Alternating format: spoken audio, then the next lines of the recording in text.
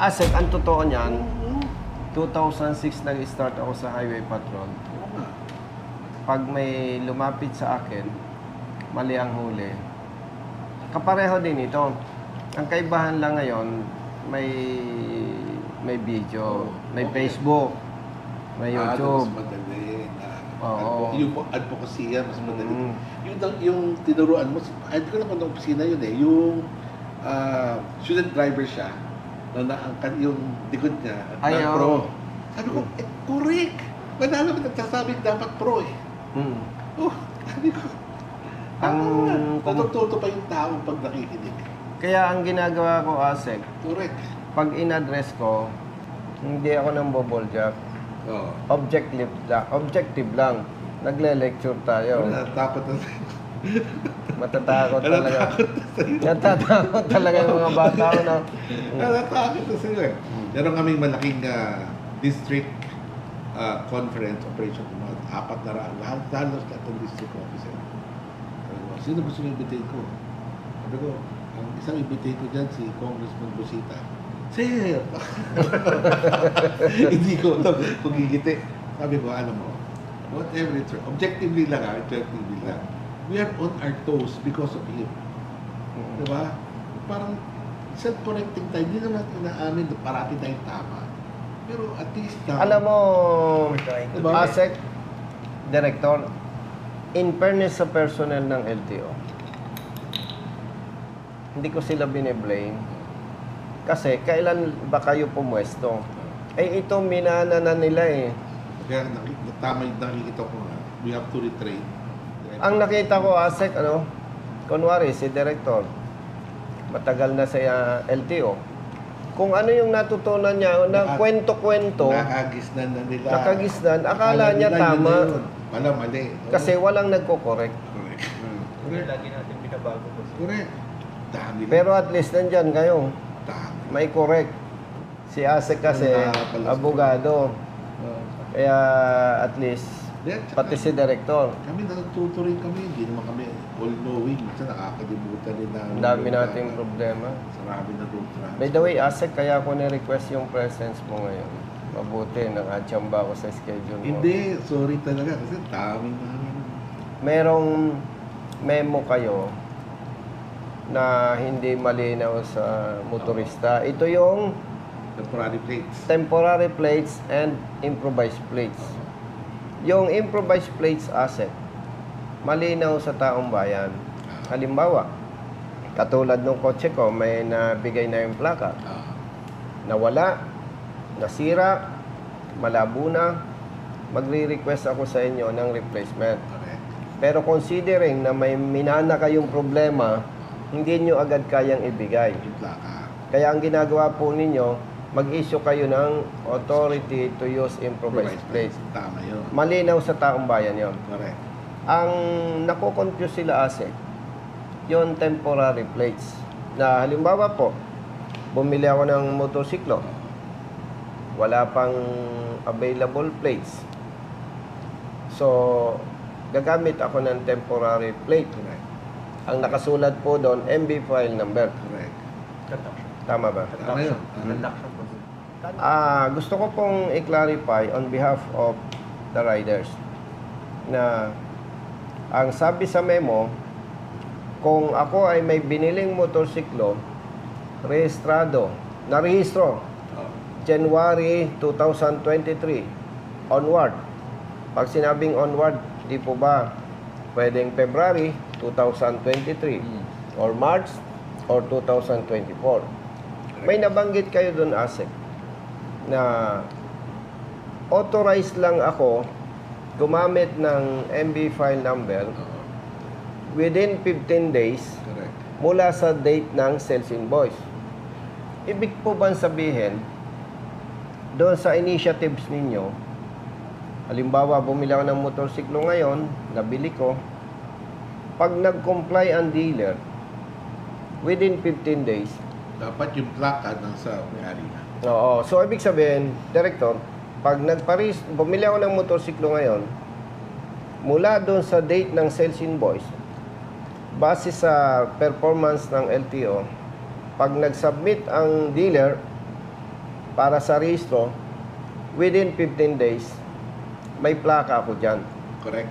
Tama po ba? Correct. Kaya pag lumampas doon sa 15 days from the date of sales invoice, may nakikita kayong problema.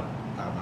Pwedeng sa dealer, pwedeng sa akin Correct. as rider. Tama yun. Ano po? Tama yun. Ano yung nakikita niyong problema na ina-anticipate ko? Bumili ako ng motorsiklo, na-rehistro, lumabas ang plaka, nasa kasa. Hindi ko po alam kung anong dahilan, bakit mayroong kasa na kahit yung rider balik ng balik, wala pang plaka, wala pang plaka. Inform lang kita, ASEC, bakit na-anticipate ko yung nakita niyong problema. Marami nang humingi ng tulong sa amin, Director. Sabi nung riders, Sir, nakalimang balik na kami. Wala daw plaka. Punta ka sa kasa.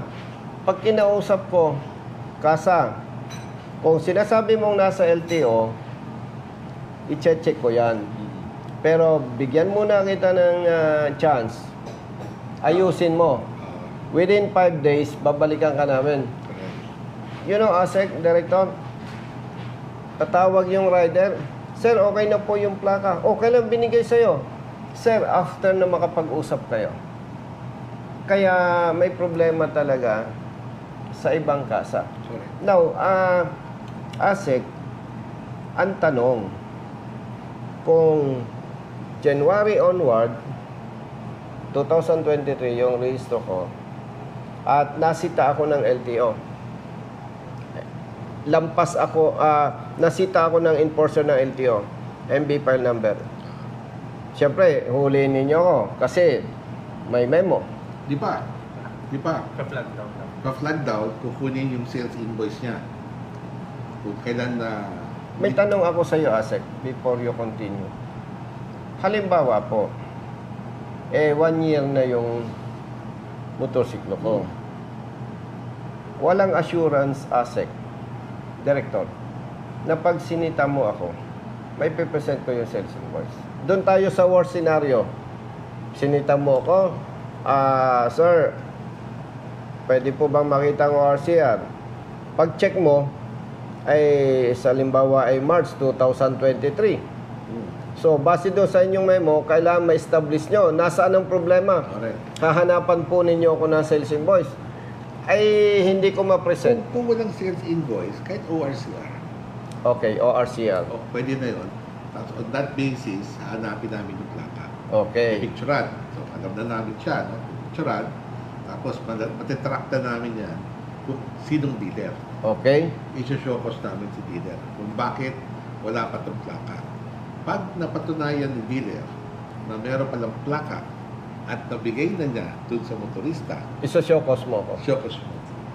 Tapos, Paliwanag bakit hindi niya kinabigay. para ASEC, ma-establish kung walang plaka yung motorsiklo ko, samantalang sa system, may nagawa na kayo eh. Correct. Ang gusto nyo i-find out, yung bang dealer o yung rider ang may problema? Correct. Ang muna naming approach, dealer. Dealer. Kasi experience namin, karamihan ng problema, dealer. Tama. So yun ang first. Pero pag napakita sa amin ng dealer na nabigay na niya yung plaka dun sa motorista, then show cause yung motorista. Mabuti na nabanggit mo yan na nakikita niyo yung problema talaga, usually sa dealers. Ako mismo po ang pumunta sa dealer eh. At tayo, nung hinukat namin lang, 6 na raan ang plaka na doon pa sa Yun. bodega nila. So, Brother Matt, Yes, po. na mismo si ASEC nakapagpatunay at sa kanilang trabaho na maraming dealers nakatambak ang plaka doon. So, ang maganda dito, na malinawan ng mga kapatid nating motorista, particular sa riders, ang target nyo muna, dealers. Correct. So, ASEC, pag napatunayan po ninyo na ang plaka nakabinbin sa dealer, mayroon kayong sanction na ibibigay? Oo. Unang fine, ba? Pero una, kailangan ibigay na niya yung plaka dun sa motorista. Kailangan may proof of delivery yan. Kung di niya bibigay yan, panibagong fine na naman yan. So, ibig sabihin, I-fine ASEC, up to suspension. Ha? ASEC, ibig sabihin po, doon sa first offense, sa parte ng dealer, hindi nyo muna bibigyan ng sanction. Well, sanction agad. sanction na agad. Oh. Notice to explain agad. Oh, Notice notice to tapos explain. fine na kagad. Kung talagang hindi niya binigay at di ba niyang pinaalam sa motorista, fine na kagad yung dealer. Fine or... Fine. Di ba? First offense, First fine. offense, fine. Second offense, fine. Third offense, fine with suspension. Fourth offense, revocation of accreditation. Yes. At, syempre, may jurisdiction kayo sa mga dealers. Tama ba? Meron silang accreditation eh, ano? Opo. Ang problema nga namin, kung nakitulong nga dito ng ginagawa niyo meron tayo mga 34 motorcycle dealers sa Batangas na wala accreditation. So, ang ginagawa namin yun, cease and desist na yan. Sa tulong ng local government, ila-lock up na yung establishment. By the way, ASEC, pareho naman kayong abogado. Sa ngalan ng public service, pwede ba ninyong i-publish yun na itong mga dealers na ito, Ipapublish namin. yan ay bogus? We will publish them. We will publish it in the local newspaper kung saan popular yung diary yung sa Batangas, Para mag-serve as warning sa Opo, mga opo. dealers. Kasi ang Sa hirap mga riders. Kung di sila accredited, ibig sabihin ginagamit nila, hindi mapupunta yung plakas na may ginagamit silang accredited dealer. Siguro ako, dealer talaga ako, accredited ako sa LTO, para dumami yung aking tindahan. Diba? Na hindi na dumadaan sa LTO. Kunwari, hindi mo naman kaya, Oo. nag-establish ako ng akin, Franchising mo yan. nakakabit lang ako sa'yo. Nakakabit. That's correct. I see. Nangyayari yan sa motorsiklo, karamihan, nangyayari sa kotse. May kotse. So, ASEC, ibig sabihin pala, paglilinaw sa mga riders, pag na-plug down, na-check, MB file number nakalagay sa'yo, Opo. fair naman yung LTO. Aalamin nila kung nasaan yung problema. Kung nando sa dealer, do sa binilihan ng motorsiklo, or nasa rider. Halimbawa naman, ASEC, okay na tayo na napatunayan natin na yung dealer ang may problema. So, meron kayong sanction. Paparusahan nyo base doon sa inyong polisiya. Opo. Kung ako naman halimbawa, ASEC, na-pick up ko na. Pero maraming dahilan eh. Pwedeng tinamad ako, pwede naman gusto ko ma-preserve na laging bago. Maraming Pinoy, maraming diskarte, ano? Pag ayaw talaga, maraming rason. Yes, pwede yun eh. No. Ano, ASEC, ang kaparusahan sa akin? Failure to install. Failure to attach. Attach ka na 5,000 pesos. Ayun. Unless papaliwanag niya mabuti kung bakit hindi niya na-attach. Siguro bago kuha lang niya at nagkataon lang na pauwi na siya, nandun pa siya nahuli. Maja-justify yun doon sa date. Date. Correct. Mm-mm. Correct. Okay. So, sa madaling salita, fair naman ang LTO. Yes, ma'am. Kaya maganda na malinawan ito ng mga riders. Kasi, ang dating sa riders, may problema kami sa kasa. Bakit kami ang dapat parusahan? So, malinaw yon. Kasi Opo. minsan kasi, ASEC, yung memo, hindi mo kayang ilapat lahat doon yung Oo. pinag-uusapan natin. Maganda nga itong pagkakatuto ko. Thank you very much. Itong Mm-mm. opportunity na to. Kasi hindi man namin pwede explican lahat ng Hindi mo naman kaya i-detalye lahat. So, linawin natin, ASEC, no? Mula January 2023 onwards, pag may motorsiklo ka, authorized lang yung MB file number sa plaka, 15 days mula do sa pagkabili. Ibig sabihin, sa initiatives ng LTO, within 15 days, naiilabas nila ang plaka. So, fair naman ng LTO, kung hindi nakakabit yung plaka mo, nahuli ka o nasita ka, aalamin nila kung nasaan yung plaka. Pag ang plaka ay nasa kasa, paparusahin sila ng LTO. At kung nasa parte naman ng rider at napatunayan ng kasa na na-receive na niya, papatawan tayo ng 5,000 pisong multa, which is tama naman dahil may Pero i-showcase pagdapatan. muna siya. Due process. I-showcase para may depensa siya kung bakit hindi niya Yes. baka mali naman yung kwento ng dealer Tama. So, i-showcase muna siya at hindi niya napatunay, hindi niya ma-explain mabuti, doon lang siya ipa-fine ng 5,000. So yon, nilinaw ni ASEC. Pag sinabi ng dealer, nasa rider na, iimbitahan ang rider para magpaliwanag. Pag nakita ng LTO, valid yung dahilan, hindi kayo papatawa ng 5,000 multa. So, sa madaling salita po, napakalinaw, hindi basta sila magpapataw ng parusa sa dealer, ganun din sa rider na mahuhuli na inaakala nilang may paglabag. Yun yung tinatawag po na due process. So, ibig sabihin, wala po tayong dapat ikatakot. Kakampi natin ang LTO chief at saka yung director. Kaya, walang dapat tayong ipangamba. Basta tama po tayo. Tama po yun. Tama po yun. Ang dami ko nang nahinging pabor sa'yo. Ay, sus. Ito, malaking bagay sa amin ito po. Napapaliwanag namin mabuti kasi hindi naman araw-araw na ganito. Hindi, tsaka ASEC. Marami mong follower. Ang ASEC. bagay sa amin yan. ASEC, kaya alam ko, busy ka. Kaya si director ang aking laging kinakausap muna. Hingi ako ng appointment sa'yo. Kasi, araw-araw may tawag sa opisina patungkol dito. So, balikan ko naman, ASEC. Yung December 2022, paatras, dahil hindi kayo si Superman, yung minana ninyong problema sa plaka, hindi ninyo kayang ibigay ng bultuhan o maramihan, allowed yung MB file number, temporary plate. Allowed pa. Allowed yun, ano? Allowed po yun. Oo, kasi nga naman, paglilinaw, sa parte ng LTO, yung minana nilang problema, hindi nila kayang maresolba ng bigla-bigla, kaya considerate sila na December 2022 paatras, kung talagang wala pang plaka, hindi kayo mahuhuli. Provided malinaw yung MB file number do sa temporary plate. Ano po? Opo. Opo. So, ayos. Kasi kung 12 million yung minana natin, na backlog sa motorsiklo. Ang hirap. 12 million. Nabawasan na ho natin ng 3 million after 1 year. Pero at least, after 1 year, 3 million ang nabawas.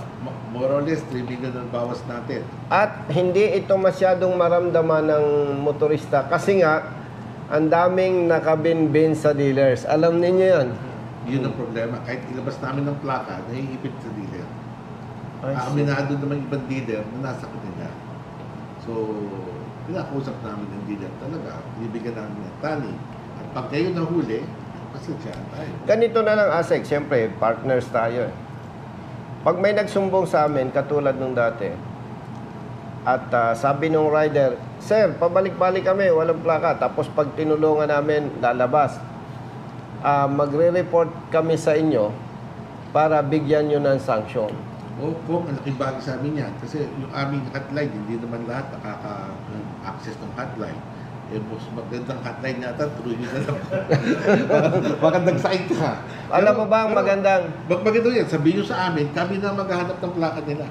At saka, by the way, for your information, Brother Matt, Brother Jerry, pag may nakikita akong barubal na motorista, katulad nung huli, nagkaroon ng argumento, nung palis na, intentionally, binangga yung rider. Yun, pag pinadala ko sa inyo, immediately may action kayo. Shokus. Meron nga, yung nakapara lang siya dun sa daanan ng bicycle, the bike lane. Sinokos na rin namin. Oo. Kasi masyadong matapang eh. Siya nangamali, siya pa nagagali. Ay, oo nga, no? Hindi, at least nakita ko naman, mabilis kayong umaksyon. Hindi, maganda nga yun. May hotline po kayo. Meron po. Siguro, ganito ang pagkakaiba. Nung hotline ng LTO, may hotline kayo. Pag nagsumbong sa inyo, siyempre, di ba? Ibig sabihin, nagsumbong, may problema. Sa amin, pag nagsumbong, may problema din. Ang kaibahan lang, on your part, government kayo eh. Sa parte ko, sa advokasya, pribado. Eh, pag mali ang huli, binibigyan namin ng danyos. Eh, hindi nyo kayang ibigay yun. Siyempre, ano, yun ang pagkakaiba. Kaya hindi magsusumbong sa inyo. Nakita ko yun, kayo nag-aabogado pa. Pero kung mas marami kang follower eh. Sino magandang hotline? Hindi, sabi naman... Kung reklamo sa inyo, sabi, ba't pag tumulong si Congressman Busita, pinapakita pa sa video? Ganito ang explanation ko, ASEC, bilang kaibigan, Director, bilang kaibigan, para malinaw sa inyo, talagang sinasadya ko po. Bakit? Pag si driver humingi ng tulong sa amin, mali ang apprehension ng lokal na pamahalaan, may multa na 5,000. Yung nakipagkita ko, diniscuss namin with concerned agency yung issue. Tapos hindi ko binigyan 5,000. Siyempre, yung driver mo, pag may problema, batatag pa kay Congressman Busita, wala naman palang kwenta. Kaya talaga po, ipinapakita. That's the purpose. May laking bagay po yun. Pero yon, pag naibigay ko, naka-off camera na, pare, baling mo yan. Diba? Ay, sasabihin ni Asek, ba't walang nag-expose yan? Sasabihin ni Asek, ba't walang nag-expose yan? Sige nga, expose mo yung congressman. Di ba? Di ba? Issue kang check eh. Walang pondo yan ha. Pan-showbiz lang yan. Tapos si Asek ano. Hindi ko alam yun Maganda yun. Tapos napansin mo ba pag may inaksyonan, ang daming nagpapapicture sa akin. May advance party ako. 100 yun. O, papicture. Dadating si congressman. O, 100. Para saan to, sir? Papicture kayo, ha? Para ang dating, popular ako, di ba? Ang daming sumasalubong. Bayad yon. Oo, bayad yun. No? Pero ito yung hotline mo. Ito. Yan ang hotline namin. Yan ang hotline namin. Messaging lang, walang call eh. Kasi, pero pag message, 24/7 yan. Nakita niyo ba yung command center namin dyan? 24 oras yan. Isa lang talaga ang kulang dito. Pag nagsumbong sa'yo at may problema, yung pera ang issue. Di ba? Wala akong bigyan. Eh, ang problema kasi nga, government kayo. Kahit yung mga paper license, may nilapit din kasi si Kong dati na paper license. Pwede po dito, idulong po nila dito para maipaprint na po yun. Ang ginagawa namin po, kung sila pipili, paper license, dito na lang piprint. Tapos, papalam namin sa kanya, you can pick it up at kodong district office o kung gusto niya, pa-courier na lang. Pipili siya ng courier kung sino gusto niya. Kaysa, mabilis mo lang siyang problema. Ang gusto ko lang sa inyo basta may dinulog at tama ako. Hindi ka nagdadalawang isip Naghihintay nga ako ng mali para makakomment ako. Kaya chinek ko yun, yung sa non-pro, yung sa student drivers. Kasi nagduda ako, alam ko, pro yan eh, di ba? Lahat ng chinek talaga eh. Tama pala. Eh, siyempre, ang head ng LTO, abogado. Ang executive director ng LTO, abogado. Pag sumablay ka dyan, yari ka. Pag in-interview yan ng media, yari ka. Pero siguro nag-aaral eh. Kaya di kami makaligtas eh. Pom, thank you. Thank you, sir. Till next time. Oo, thank you. Thank you. Thank you, boss.